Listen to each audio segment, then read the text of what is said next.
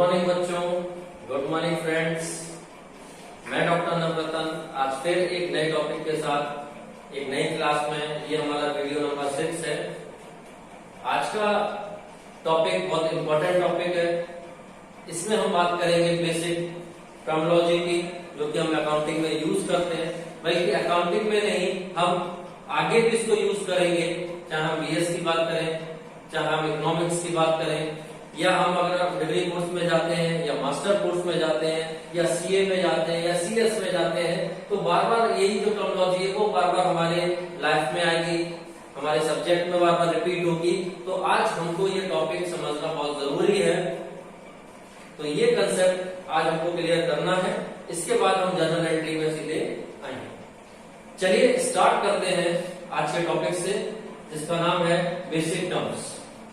First इसमें जो point लिया है मैंने, वो लिया है बिजनेस। अगर आपने मेरी पहले वीडियो देखी हो तो मैंने आपको बिजनेस, कॉमर्स और ट्रेड के बारे में सेपरेट उसको बताया है, डिफाइन किया हुआ है, उसमें डिफरेंसेस आपको क्लियर किए हुए हैं। आज हम केवल शॉर्ट फॉर्म में बात करेंगे, क्योंकि हम टर्म्स की बात कर रहे हैं। तो आज हम बात कर रहे हैं केवल बिजनेस में। ध्यान रखिएगा, जो बिजनेस होता है उसका मोटिव क्या होता है? प्रॉफिट को अर्न करना।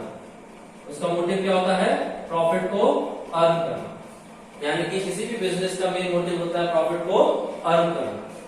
दूसरा आपको एक चीज ध्यान रखनी है कि हमारे पास दो चीजें आती हैं, एक होता है आपका बिजनेस और दूसरा होता है हमारे पास बिजनेसमैन। यानी कि वो व्यक्ति जिसने का वो बिजनेस है, वो व्यक्ति जिसका वो बिजनेस है। मगर हमको यहाँ पे ये चीज ध्यान रखनी है कि हम जो अकाउंट प्रिपेयर करते हैं वो बिजनेस के करते हैं, ना कि बिजनेस मैन के। आपको दोबारा मैं रिपीट करता हूं, हम जो अकाउंटिंग करते हैं, जो ट्रांजैक्शन रिपोर्ट होते हैं, वो बिजनेस के होते हैं, ना कि बिजनेस मैन के। इसके लिए एक कंसेप्ट दिया हुआ है अकाउंटिंग में, जिसे हम कहते हैं सेपरेट एंटिटी कंसेप्ट। जिसे हम क्या कहते हैं? Separate entity concept. Separate entity concept हमको ये बताता है कि बिजनेस और बिजनेसमैन का अस्तित्व अलग अलग है। सेपरेट एंटिटी कंसेप्ट हमको ये बताता है कि बिजनेस और बिजनेसमैन का अस्तित्व अलग अलग है। और जो हम अकाउंट प्रिपेयर कर रहे हैं, जो ट्रांजैक्शन हो रहे हैं, वो बिजनेस में हो रहे हैं। तो हमको यहाँ पे एज अकाउंटेंट ये चीज ध्यान रखनी है कि हम जो अकाउंट प्रिपेयर कर रहे हैं, जो भी ट्रांजैक्शन रिकॉर्ड कर रहे हैं, किसके हैं? वो बिजनेस। क्लियर? सेकंड है कैपिटल। कैपिटल वो अमाउंट होता है जो कि बिजनेसमैन इन्वेस्ट करता है इन अ बिजनेस। कैपिटल वो अमाउंट होता है जो बिजनेसमैन इन्वेस्ट करता है बिजनेस में। ये दो तरह से आप इन्वेस्ट कर सकते हैं इसमें। फर्स्ट होता है कैश फॉर्म में, यानी कि जितना आपके पास पैसा है, वो पैसा आपने अगर लगाया हुआ है बिजनेस में, तो वो क्या है? कैश। दूसरा होता है इसमें काइंड फॉर्म में, यानी कि इसके काइंड्स भी हो सकते हैं, और ये दोनों ही यहाँ पे क्या होते हैं? यूज होते हैं। काइंड्स का मतलब है, फॉर एग्जाम्पल मेरे पास कोई प्रॉपर्टी पड़ी हुई है, उसमें मैंने अपने बिजनेस को एस्टेब्लिश कर लिया, तो वो जो प्रॉपर्टी है वो भी मेरी क्या है? कैपिटल। कोई मशीनरी है जो कि मेरी बिजनेस से रिलेटेड है, वो मशीनरी मेरी थी और मैंने बिजनेस में दे दी, वो मेरा क्या है? कैपिटल। कोई फर्नीचर था जो मेरा स्पेयर रखा हुआ था, जो मेरा पर्सनल यूज के था, वो मैंने बिजनेस में दे दिया, वो मेरी क्या हो जाएगी? कैपिटल। कोई मेरे पास गुड्स पड़ा हुआ है जो कि मेरे बिजनेस से रिलेटेड है, वो भी मेरा क्या हो जाएगा? कैपिटल। यानी कि कैपिटल केवल कैश ना होके काइंड्स में भी हो सकती है। तो ये दोनों चीजों में हमारे कैपिटल यहाँ पे इन्वेस्ट कोई भी बिजनेसमैन अपने बिजनेस में कर सकता है। थर्ड है हमारे पास एसेट्स, जिसे हिंदी में कहते हैं संपत्ति। एसेट्स का मतलब होता है जो कंपनी के पास है, जो कंपनी के पास खुद का है, यानी कि जो उसका खुद का है वही उसकी क्या है? एसेट्स। जैसे संपत्ति में आपका बिल्डिंग की बात करें, मशीनरी की बात करें, और कोई भी फर्नीचर आपके पास अवेलेबल है, तो ये सब चीजें क्या है? आपकी संपत्ति है, जिसके आपको वो खुद बिजनेस का है, उसके लिए आपको किसी को कुछ देना नहीं है। फोर्थ पॉइंट है यहाँ पे लायबिलिटीज। लायबिलिटीज को हिंदी में कहते हैं दायित्व, वो चीज या वो दायित्व है जिससे हमें फ्यूचर में आगे किसी पर्सन को देना है। फॉर एग्जाम्पल, मैंने बैंक से लोन लिया अपने बिजनेस के लिए और मेरे को बैंक को वो लोन रिटर्न करना। मैंने किसी से एडवांस मेरे पास आया बट अभी तक मैंने उसका काम नहीं करा, तो वो मेरे को काम करके देना, यानी कि मैं तब तक उसकी लायबिलिटीज बना रहूंगा जब तक मैं उसको कंप्लीट नहीं कर देता। उस बैंक का मैं तब तक लायबिलिटीज मेरे पास रहती है जब तक मैं उसका पूरा पैसा नहीं चुका देता। इसके बाद नेक्स्ट है इसमें गुड्स। गुड्स का मतलब होता है वो बिजनेस जिसमें बिजनेस डील किया जाता है, वो चीज, वो गुड्स जिसमें बिजनेस डील किया जाता है। मतलब जो बिजनेस का नेचर है, जिसमें गुड्स बनाए जाते हैं या जिस गुड्स में वो डील करता है बिजनेस, वो उसे हम कहते हैं गुड्स। यानी कि बिजनेस जिसमें डील करता है उसे हम क्या कहते हैं, यहाँ पे गुड्स कहते हैं। जिस कमोडिटी में डील करता है, जिस प्रोडक्ट में डील करता है, वो उसका क्या है, गुड्स। ठीक है। फॉर एग्जाम्पल कि अगर पतंजलि जो प्रोडक्ट कंपनी है, वो उसके लिए जो गुड्स क्या है, जो उसमें आपके सोप्स है, शैम्पू है, वो उसके लिए क्या कहलाएगा, गुड्स, क्योंकि वो उसमें क्या कर रहा है, डील कर रहा है। ठीक है। तो इसी तरह ऑटोमोबाइल इंडस्ट्री है, तो जो आपका प्रोडक्ट वहां पे बन के आ रहा है वो उसके लिए क्या हो जाएगा, गुड्स। यानी कि जिसमें बिजनेस का डीलिंग हो रही है, जिसमें वो बिजनेस डील कर रहा है, वो उसका क्या कहलाएगा, गुड्स। इसी से तीन चीजें हमारे पास निकल के आती हैं। एक होता है आपका परचेज। परचेज क्या होता है, जिस चीज को हम परचेज कर रहे हैं, और परचेज जनरली गुड्स में डील किया जाता है। परचेज जनरली हम क्या करते हैं, गुड्स को डील करते हैं। फॉर एग्जाम्पल, मशीनरी अगर हम कहें तो हम बार बार उसको परचेज नहीं करेंगे। मशीनरी वन टाइम परचेज हो जाती है, एसेट्स हो जाती है, बट हमको गुड्स को बार बार परचेज करना पड़ता है, क्योंकि इससे ही हमारी मार्केट में आगे जाके जो 7 पॉइंट है, सेल, इसको हमको क्या करना है, गुड्स को सेल आउट करना। यानी कि जो गुड्स हमने परचेज करा, रॉ मटेरियल परचेज करा, उसमें कन्वर्ट किया और फिर हम उसको क्या कर रहे हैं, सेल आउट कर रहे हैं। तो यानी कि वो चीज, वो डीलिंग जिसको हम रिकरिंग नेचर पे करते हैं, परचेज भी करते हैं और सेल भी करते हैं। जिस चीज में वो डील कर रहे हैं उसे परचेज भी कर रहे हैं, उसे सेल भी कर रहे हैं। फॉर एग्जाम्पल, आपने किसी ऑटोमोबाइल इंडस्ट्री के आपने कोई भी एक्टिवा अगर आप बना रहे हैं, तो एक्टिवा आपके लिए क्या हो गया, वो गुड्स हो गया, तो उसे आप परचेज कर रहे हैं और सेल कर रहे हैं। ठीक है। मगर जो वहां पे बिल्डिंग, जिस बिल्डिंग में, वो आपकी एसेट्स हो जाएगी। जो फर्नीचर आपने यूज किया है वो आपका एसेट्स हो जाएगा। क्यों? क्योंकि आप बार बार फर्नीचर, मशीनरी परचेज नहीं करते, बट गुड्स आपको बार बार परचेज करना पड़ता है, उसको सेल करना पड़ता है, क्योंकि बिजनेस डीलिंग केवल दो ही चीजों में होती है, गुड्स में और सर्विसेज।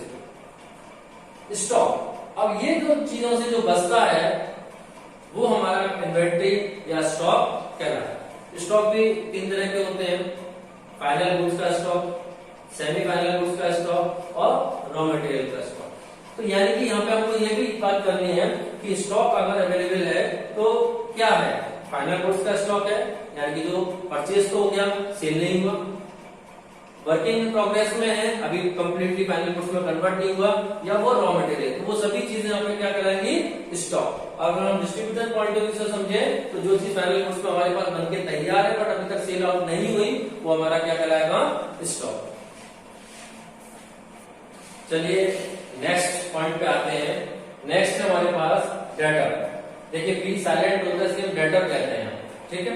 तो डेटर को क्या कहते हैं हिंदी में, देनदार। और देनदार हमेशा या डेटर हमेशा हमारे क्या होते हैं, एसेट्स। जो डेटर होते हैं वो हमेशा क्रेडिट सेल पे जनरेट होते हैं। किसको होते हैं, क्रेडिट सेल्स पे। यानी कि अगर हम जब उधार माल को बेचते हैं तो हमारे क्या जनरेट होते हैं, डेटर। क्योंकि जब हम कोई भी व्यक्ति को माल बेचते हैं और उसकी तरफ से हमारे पास पैसा नहीं आ पाता, तो वो तब तक हमारा डेटर रहता है, तब तक वो हमारी संपत्ति है जब तक वो हमारे पैसा नहीं चुका देता। नेक्स्ट पॉइंट है क्रेडिटर, जिसे हम कहते हैं लेनदार। यानी कि वो व्यक्ति जिसे हमसे पैसा लेना है, यानी कि वो हमारी हमेशा क्या रहेगी, लायबिलिटीज होगी, जिसको हमसे पैसा लेना है। जिस तरह हम क्रेडिट सेल पे हमारा डेटा जनरेट होता है, इसी तरह हमारा क्रेडिट परचेज पे हमारे क्या जनरेट होते हैं, लेनदार जनरेट होते हैं, क्रेडिटर जनरेट होते हैं। यानी कि वो व्यक्ति जिससे हमने ले रखा है और जिसको हमको चुकाना है, यानी कि उधार मैंने परचेज किया बट मैंने अभी तक उसका पैसा नहीं दिया, तो मैं तब तक उसका लेनदार रहूंगा जब तक मैं उसका पूरा पैसा नहीं दे देता। तो वो व्यक्ति मेरे लिए हमेशा जब तक लेनदार रहेगा जब तक मैं उसका पैसा नहीं दे देता, तब तक कि वो मेरे लिए क्या है, वो लायबिलिटीज है। तो जो क्रेडिटर होते हैं वो हमेशा क्रेडिट परचेज पे जनरेट होते हैं, जब आप उधार माल परचेज करते हैं तब जनरेट होते हैं, और जो डेबिटर होते हैं वो हमेशा क्रेडिट सेल्स पे जनरेट होते हैं। यानी कि जब आप उधार माल को बेचते हैं और आपको वो पैसा नहीं मिलता तब वो जनरेट होते हैं। फिर है हमारे पास एक्सपेंसेस, और दूसरा फिर नेक्स्ट वर्ड है एक्सपेंडिचर। जनरली ये दोनों चीजें एक ही होती है, दोनों को हम हिंदी में व्यय कहते हैं। जो एक्सपेंसेस होते हैं वो रिलेटेड ओनली 1 ईयर होते हैं, यानी कि जो एक्सपेंसेस होते हैं वो रिलेटेड 1 ईयर होते हैं और स्मॉलेस्ट अमाउंट होता है, जबकि एक्सपेंडिचर मोर देन 1 ईयर होते हैं और रिकरिंग नेचर के होते हैं।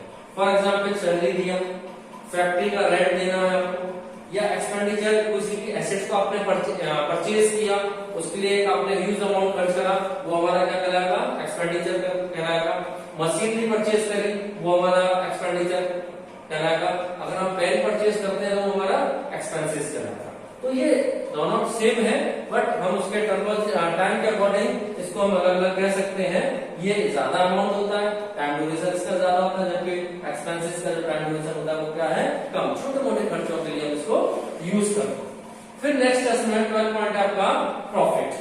प्रॉफिट क्या होता है, जो हमारे पास रेवेन्यू होता है, रेवेन्यू माइनस कॉस्ट। यानी कि कॉस्ट का मतलब है कि वो चीज जो कि हमने जिसमें उसको परचेज किया, और परचेज करने के बाद रेवेन्यू मतलब सिंपल जो आपकी सेल्स है वो आपका रेवेन्यू है। तो रेवेन्यू में से जब हम कॉस्ट को माइनस कर देते हैं तो हमारा क्या आता है, प्रॉफिट। फॉर एग्जाम्पल किसी भी बुक को मैंने 100 रुपए में परचेज करा और 115 रुपए में उसको मैंने क्या कर दिया, सेल कर दिया, यानी कि इसके बीच में जो 15 रुपीज है वो मेरा क्या हो जाएगा, प्रॉफिट। यानी कि 100 रुपीज मेरी क्या हो गई कॉस्ट, जितने अमाउंट में मैंने उसको बेचा है, सेल किया है 115 यानी कि 115 रुपए। तो अगर हम रेवेन्यू में से कॉस्ट को माइनस कर देते हैं तो हमारा क्या कराएगा, प्रॉफिट। यानी कि ये आपका जो कॉस्ट और रेवेन्यू जो यहाँ पे दिया हुआ है, तो हम सेल्स का वैल्यू को मानते हैं, इसको हम और डिटेल में आगे पढ़ेंगे। तो revenue minus cost is equal to profit, ठीक है। इसके बाद आता है मेन पॉइंट है आपका ड्राइंग। ड्राइंग को हिंदी में कहते हैं आहरण। ड्राइंग क्या होता है, कोई भी बिजनेसमैन अपने पर्सनल यूज के लिए, अपने बिजनेस में से अपने पर्सनल यूज के लिए कुछ अमाउंट, कुछ एसेट्स या कुछ गुड्स अपने पर्सनल यूज के लिए निकाल लेता है। जैसे मान के चलिए ये जो आहरण है, इसमें हम क्या क्या बात कर सकते हैं, उसने कैश निकाल लिया, उसने गुड्स निकाल लिए, या किसी भी एसेट्स को उसने क्या करा, यूज किया पर्सनल यूज के लिए। वैसे तो हम इसको क्या करते हैं, उसकी कैपिटल में से माइनस कर देते हैं, क्योंकि मैंने आपको फर्स्ट टाइम भी बताया था कि बिजनेस और बिजनेस का कंसेप्ट अलग अलग है, यानी कि सेपरेट एंटिटी कंसेप्ट की आपको मैंने बात बताई थी। तो जो हम अकाउंट बनाते हैं वो बिजनेस के बनाते, ना कि बिजनेसमैन के। तो यहाँ पर जो ड्राइंग है वो बिजनेसमैन अपने पर्सनल यूज के लिए बिजनेस में से निकालना, एक्चुअल तो उसकी कैपिटल में से माइनस होना चाहिए, उसकी हम डिटेल आगे करेंगे। बस हमको अभी हमें इतना समझना है कि ड्राइंग, जिसे हम हिंदी में आहरण कहते हैं, इसका मतलब होता है कि अपने पर्सनल वर्क के लिए बिजनेस में से कुछ ना कुछ निकालना, जिसमें आपका कैश भी आ सकता है, गुड्स भी आ सकते हैं और उसकी एसेट्स भी आ सकते हैं। चलिए हम लास्ट 3 पॉइंट्स की ओर बात कर लेते हैं। डिस्काउंट। डिस्काउंट को हिंदी में छूट कहते हैं। डिस्काउंट में जो कोई व्यक्ति अगर किसी व्यक्ति को माल बेचता है, ए व्यक्ति किसी बी व्यक्ति को माल बेचता है, तो ए व्यक्ति बी व्यक्ति से कुछ अमाउंट कम लेता है या कुछ अमाउंट उसको छोड़ देता है, तो उसे हम क्या कहते हैं, डिस्काउंट। इसी तरह डिस्काउंट हमारा क्रेडिट भी होता है और हमारा डिस्काउंट हमेशा डेबिट भी होता है। अगर वो छूट हमको मिल रही है, डिस्काउंट हमको मिल रहा है, तो वो हमारा क्या होगा, क्रेडिट होगा, और अगर हम किसी को डिस्काउंट दे रहे हैं तो हमारा क्या होगा, डेबिट होगा। फॉर एग्जाम्पल मान के चलिए कि मैंने किसी व्यक्ति को 10,000 रुपए का माल बेचा और उस व्यक्ति को मैंने 500 रुपए उसमें उसको डिस्काउंट किया, तो अब वो मेरे को अमाउंट कितना देगा, 9,500।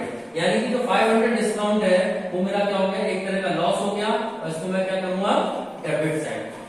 इसी का जस्ट अपोजिट, अगर मैंने किसी व्यक्ति से 15,000 रुपए का माल खरीदा, परचेज किया, और उसने मुझे 500 रुपए यहाँ पे क्या कर दिया, डिस्काउंट कर दिया, यानी कि अब मैं उसको कितना पे करूंगा, 14,500। यानी कि ये मेरे को क्या हो गया, एक्चुअली में मुझे 15,000 पे करना था और मैंने पे कितना किया है, 14,500। तो इसके इसमें क्या हुआ, ये मेरे को क्या करूंगा, यहाँ पे इसको क्रेडिट करूंगा, यानी कि डिस्काउंट डेबिट भी होता है और क्रेडिट भी होता है। नेक्स्ट हम बात करते हैं कमीशन। कमीशन जनरली अपने एजेंट को दी जाती है, और जब जो एजेंट होता है या उसका कोई रिप्रेजेंटेटिव होता है जो कि इसकी सेल्स को इंक्रीज करता है या सेल्स इंक्रीज करने में उसकी मदद करता है, तो जो अमाउंट बिजनेसमैन के तौर पे या बिजनेस के तौर पे किसी व्यक्ति को दिया या एजेंट को दिया जाता है या रिप्रेजेंटेटिव को दिया जाता है, वो हमारा क्या कहलाता है, कमीशन। अगर हम ये भी सेम होता है, अगर हम इसको रिसीव कर रहे हैं तो हमारा क्रेडिट होगा, अगर हम इसको पेड कर रहे हैं तो हमारा डेबिट होगा। तो वो अमाउंट जो हमारे रिप्रेजेंटेटिव या एजेंट को फर्म के द्वारा दिया जाता है, क्यों दिया जाता है, क्योंकि वो हमारी एक्टिविटीज को इंप्रूव करने के लिए या हमारी सेल्स को इंक्रीज करने के लिए या हमारे प्रोडक्ट को मार्केट में उसकी मार्केटिंग करने के लिए, तो इसलिए हम उसको कह देते हैं कमीशन। लास्ट है हमारा बैड डेट्स। देखिए मैंने आपको बताया था कि व्यापार में जो लेन देन होते हैं वो दो तरह से होते हैं, एक उधार लेन देन, दूसरा नकद लेन देन।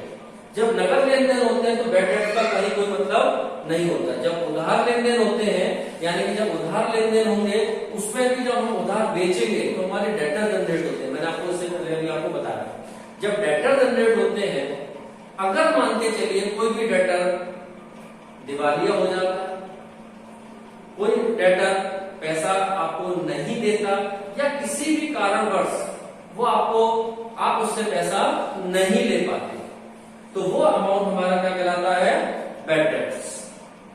कोई भी व्यक्ति जिसको हमने डेटर माना था, डेटर माना गया जिसको हमने सेल किया था, उसने हमको पैसा नहीं दिया, आफ्टर सम टाइम उसको हमको पैसा देना था, मगर उस व्यक्ति ने या तो डिसॉल्व हो गया, बैंक करप्ट हो गया, या कोई किसी भी मैटर की वजह से उसने वो अमाउंट हमको नहीं दिया, तो वो कंपनी या फर्म के लिए क्या कहलाएगा, आपका बैड डेट्स। ठीक है, इसकी भी अलग अलग कंडीशन होती है, वो हम जनरल एंट्री में बात करेंगे। तो आज हमने जो बेसिक जो टर्मिनोलॉजी है, जो कि हम बार बार इसको यूज करेंगे अपनी अकाउंटिंग में, उसको समझा।